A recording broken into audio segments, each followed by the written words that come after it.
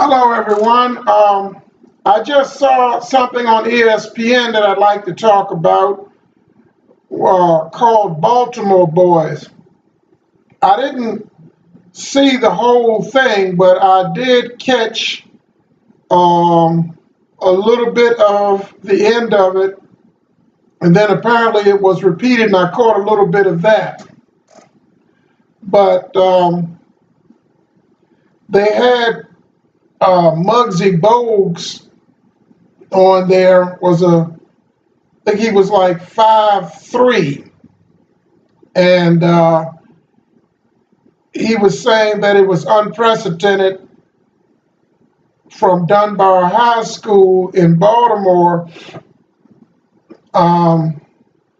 where I think David Wingate and Reggie Lewis were all drafted in the first round of the NBA.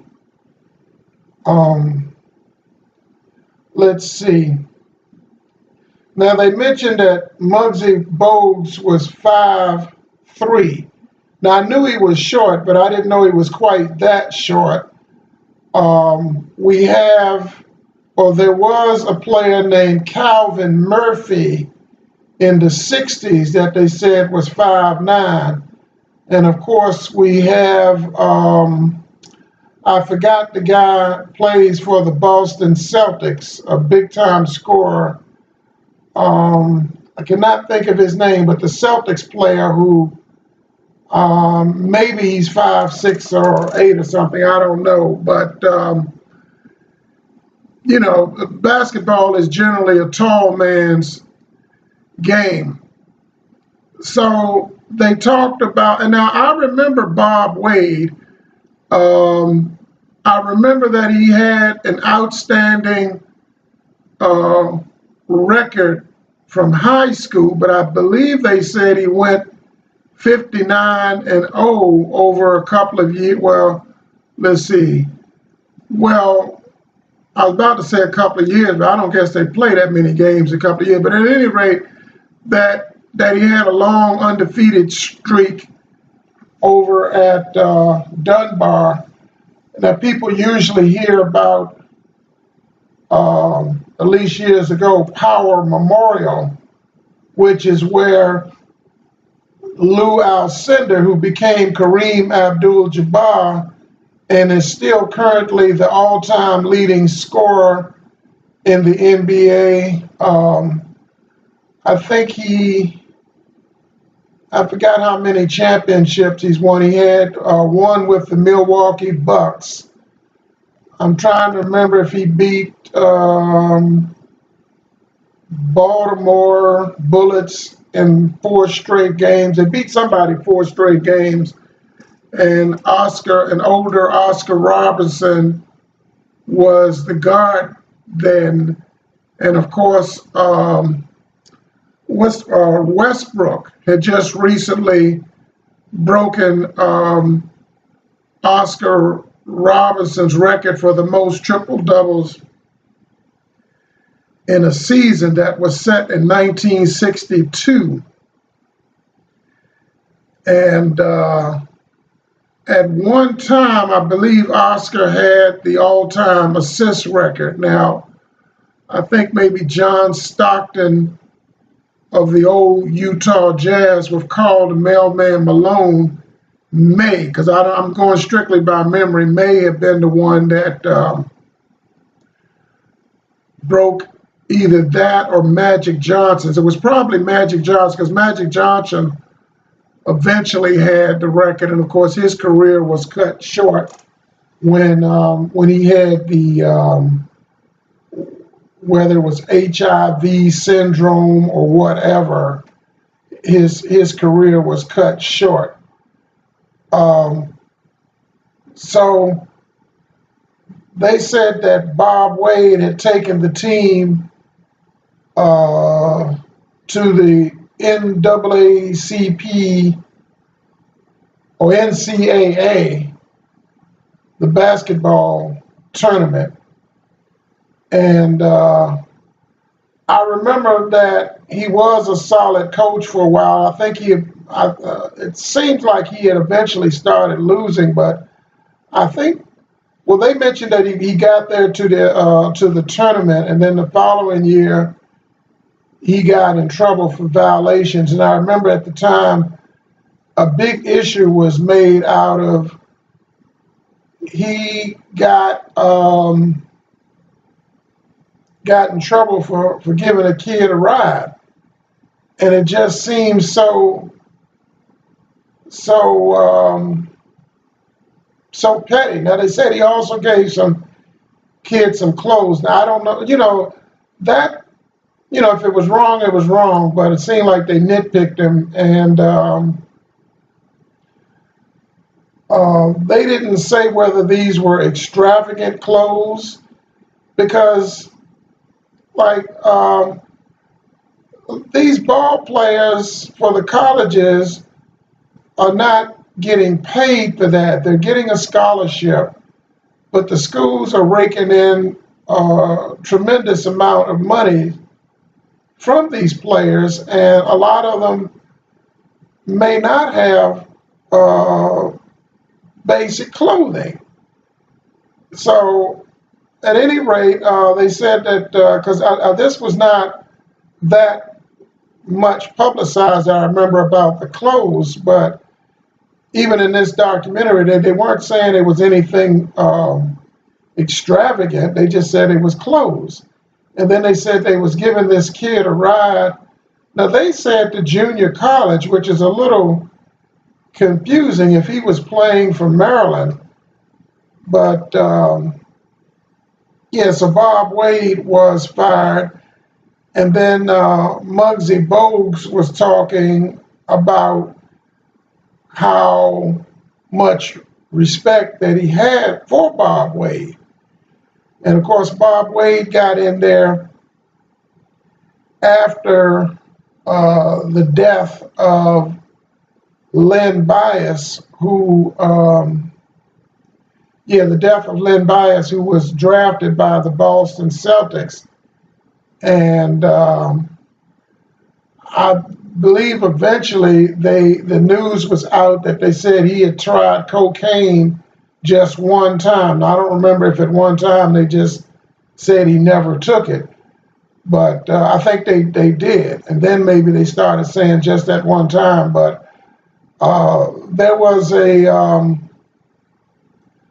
guy, Ralph Petey Greene, went by Petey Greene was his show name, had a TV show and radio show. And he had claimed to be the first black to win Emmys, two-time Emmy Award winner in the Washington, D.C. area. And he was, matter of fact, they made a movie about him with Don Cheadle. It was called Talk to Me. And he was known to be kind of wild on the radio and say some things that people would consider outrageous, use the N-word. He said cracker, and just was a jive talking street dude. He had been to the Lorton prison, and I understand so did his father. His brother did too. His brother was Thad Greene, and I knew his brother as security from Pride. It was at the Youth Pride building on 16th and U Street Northwest. And he worked security at the desk. Because now I had worked with Pride Environmental Services. And Marion Barry was, former Mayor Marion Barry was credited with being the co-founder of the organization, along with somebody named Catfish Williams. And a lot of people in the streets or whatever said that Catfish Williams was the real founder of Pride. And Marion Barry talked about that quite a bit in his book called Mayor for Life. And that was a term of derision that was used by the media, because they felt that even before he was finally caught with the crack, that maybe he was taking drugs, and they found it hard to believe and accept that he kept getting elected. Now, I think after he got busted on the drugs, he did lose a bid for a seat on the city council, and Barry had said then that even when he had lost, he said, I got 50,000 votes, which apparently was a decent amount of votes for the city. And he eventually got reelected. So he had never actually lost a bid for mayor and was elected 4 times. Now, all of that was not because of the dope arrest, because obviously he had gotten elected about 3 times prior to that. But he wrote a book called Mayor for Life, and it goes into a lot of the details about Pride. There was information in there that I wasn't aware of, and it talked about his civil rights and so forth. It's an excellent book, and I recommend that you get it. I don't know whether it's on YouTube audio by now, but imagine Amazon has it, or wherever. So what I recall from working Pride Environmental Service was a division I was with, and the organization was called Youth Pride. It gave a lot of ex-convicts opportunity to have a job. They had a division that helped with mechanical training. They had a gas station. They had an apartment building that was run by Marion Barry's one-time wife, Mary Treadwell. And she eventually went to jail, right along with a lot of people associated with Marion Barry, including a Karen Johnson, who was involved with drugs. So yeah, that was Clifton Terrace was the name of the apartment building, and I was in I forgot the name of the program. It was called Pride American University, and if you were an ex-con, I believe the way it worked was they would get you. Maybe it was a part-time job with full-time pay and 4 years of free education. Now, I wasn't an ex-con, so I was slated to get 2 years of education, and I was working under the table at a parking lot, and the schedule conflicted, and it was difficult dealing with it was also difficult dealing with some of the assignments. One in particular, they wanted us to go to a particular building and talk to the people and find out the history of the building. And see, that's a little different than just straight up math or whatever. So I failed, but Victoria Osteen, and probably in her only book, wrote "Make the Best of the Rest," which is important. So I did do a little bit over there at the American U, and eventually I got to help work on some trucks and things at American U, and would have to see where it was that I had failed at, and had washed some dishes there.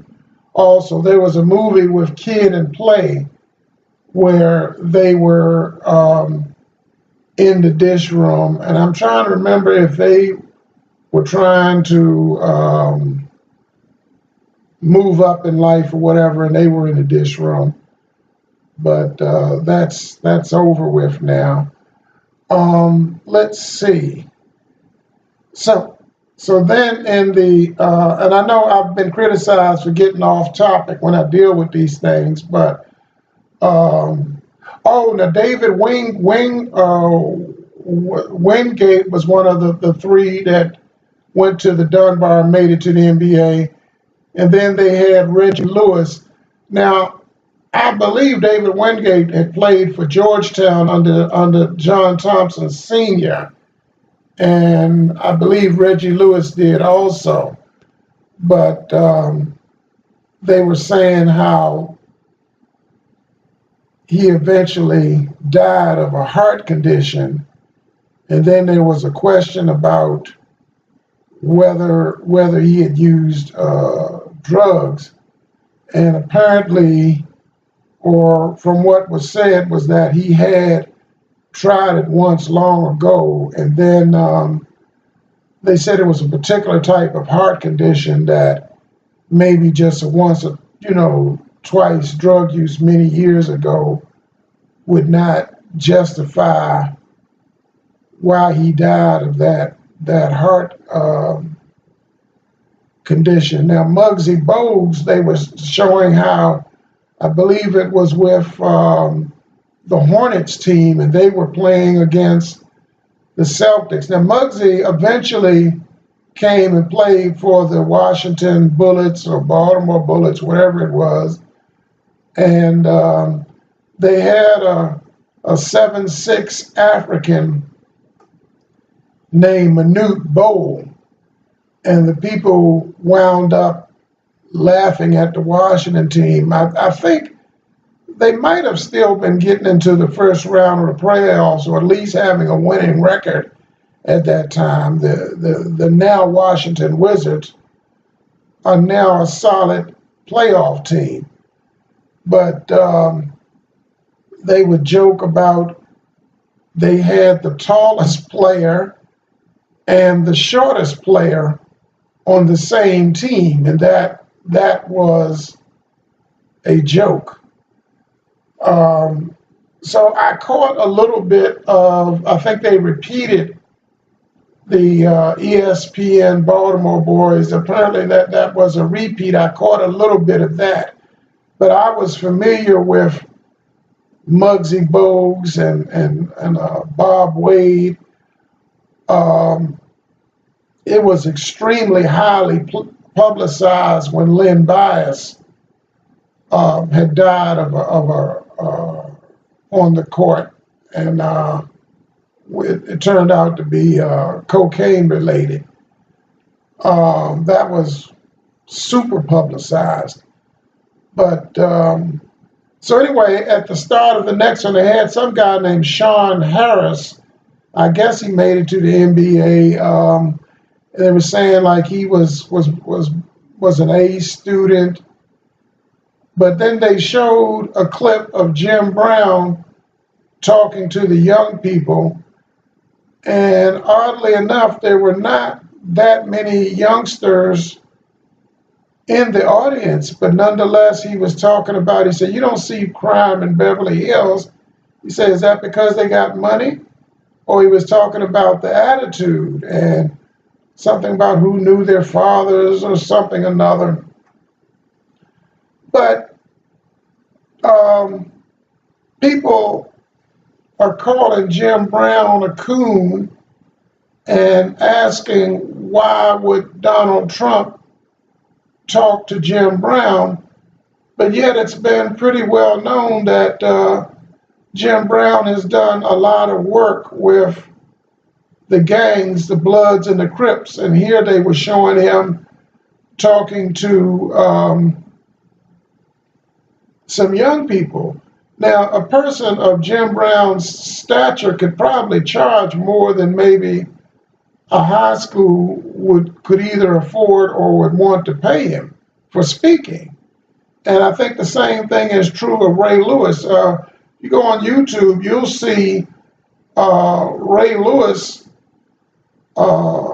giving motivational talks to the young people. And certainly he could probably charge an awful lot of money also, and apparently is doing it quite cheaply or free. And I've heard him talk about how he has helped a lot of the kids in the inner city and so forth. Steve Harvey has sent a lot of youngsters to college, and he has spoken on the religious broadcast. And first 15 minutes of his radio show, he gives an inspirational message. And the people were questioning, well, why isn't Donald Trump talking to some intellectuals? Well, guys like Steve Harvey, Jim Brown, Ray Lewis have been out there, in the trenches, so to speak, trying to help people. So the intellectuals may not have done that much all the time, and they may not be the best people to talk to. People like a Steve Harvey that explains that he got back to God, he overcame being homeless. Ray Lewis, Jim Brown. Jim Brown wound up being a popular actor, as well as after only 9 years and wasn't playing 16 games, probably not even 14 for most of his career, had the NFL rushing record for many, many years, and is considered by many to be the best football player ever. So these are people that, and Jim Brown is about 80 years old now. He still looks good for 80 years old. They had Colin Kaepernick's girlfriend was reported to have put out something comparing Ray Lewis to the Uncle Tom house slave character, in the movie The Django.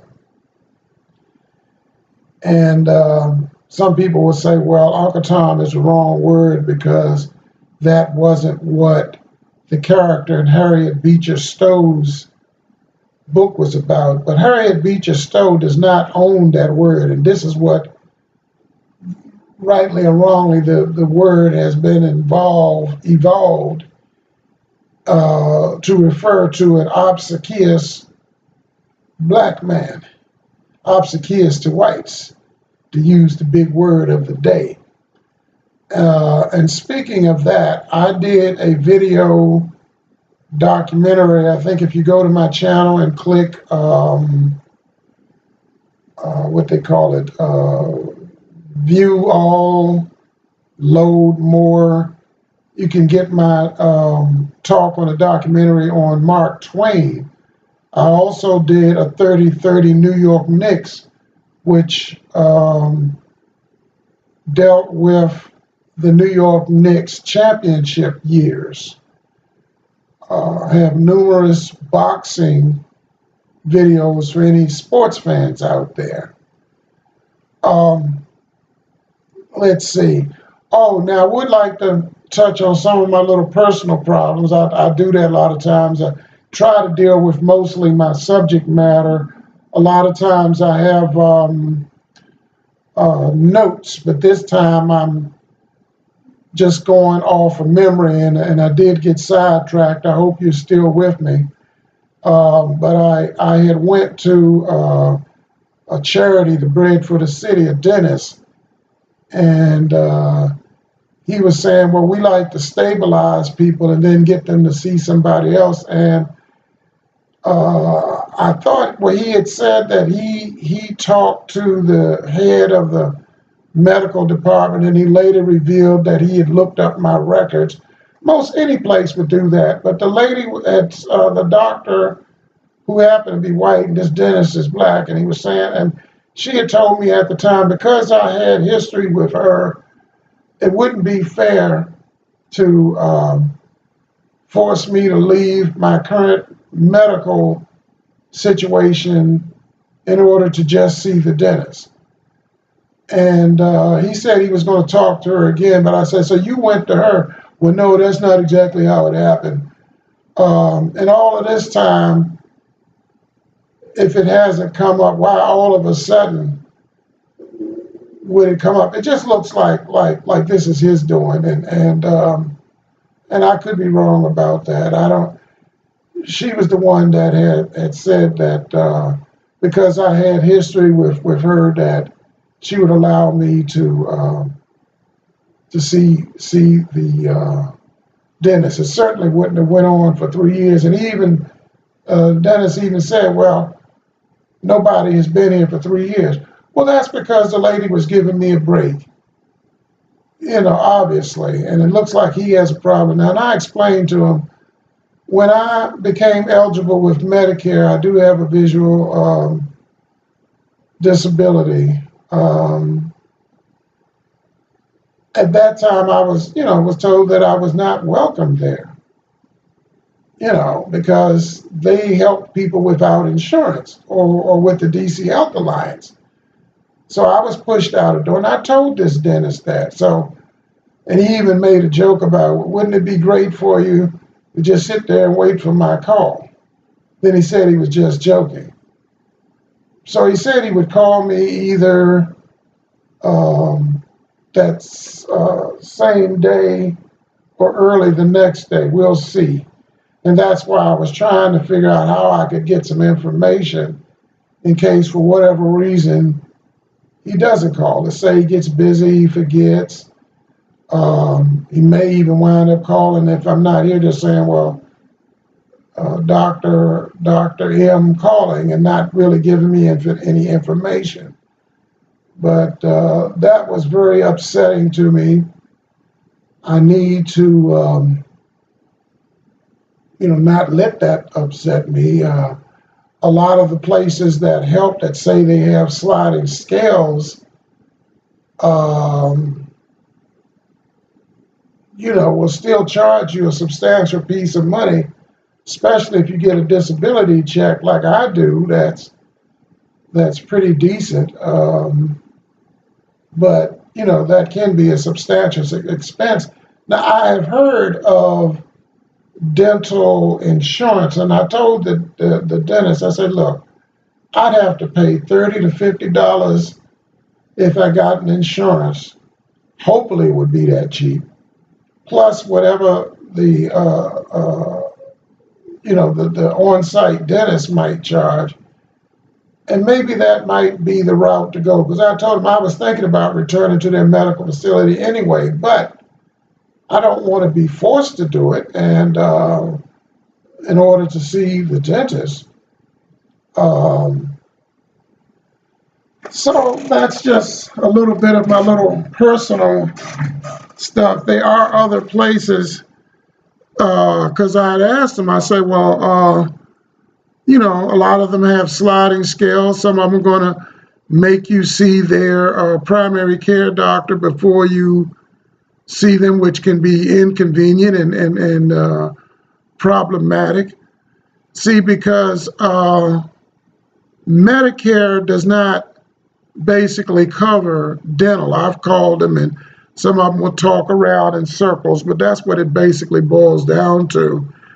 And I don't have Medicaid. I understand the government can't do everything for people, but like I told him, here in the district, oh, by the way, this is a shirt with Carmelo Anthony, and he also probably played in Baltimore. He's basically from Baltimore.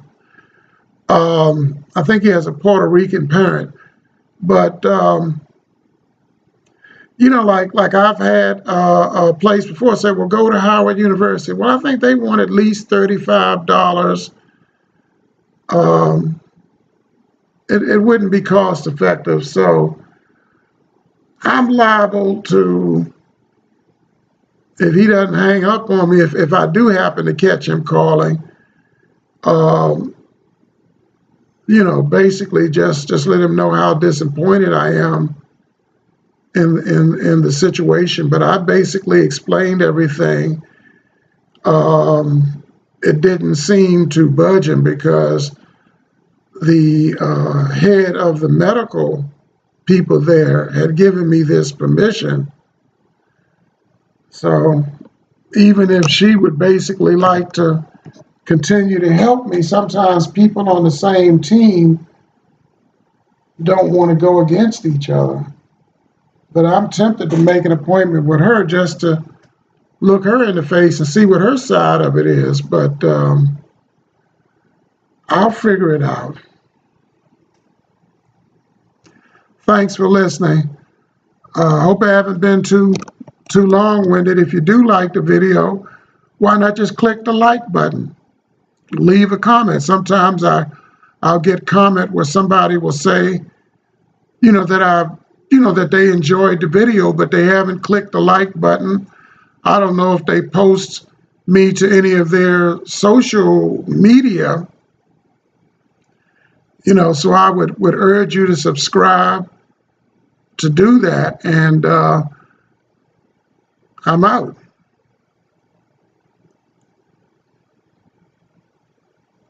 Oops. Like I told you, I do get that disability check. I can't quite see what I'm doing here.